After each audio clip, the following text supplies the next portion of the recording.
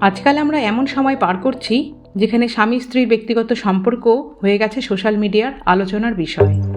কে কাকে কষ্ট দিল, কে কাকে দোষ দিল, সবই হয়ে গেছে পাবলিক বিনোদন। ব্যক্তিগত সম্পর্কের সমস্যা প্রকাশ হয়ে যাচ্ছে সোশ্যাল মিডিয়ায়। একজন মানুষ যিনি ইসলামী দাওয়াত দেন, তার স্ত্রী স্বামীর নামে অভিযোগ করছে, হাজার হাজার মানুষ তা শুনছে, শেয়ার করছে, বিচার করছে। কিন্তু প্রিয় দর্শক, ইসলাম কখনো চায়নি আমাদের ঘরের পর্দা ফাঁস হয়ে যাক জনসম্মুখে।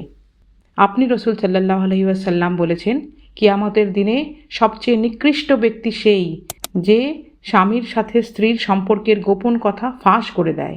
স্বামী স্ত্রীর সম্পর্ক এক পবিত্র আমানত।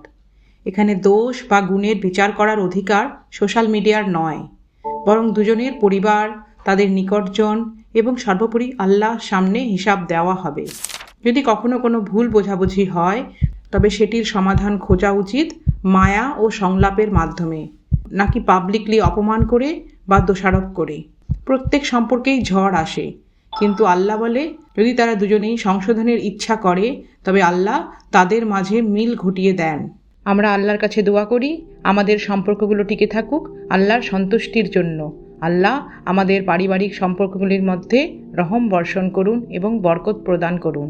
আমিন।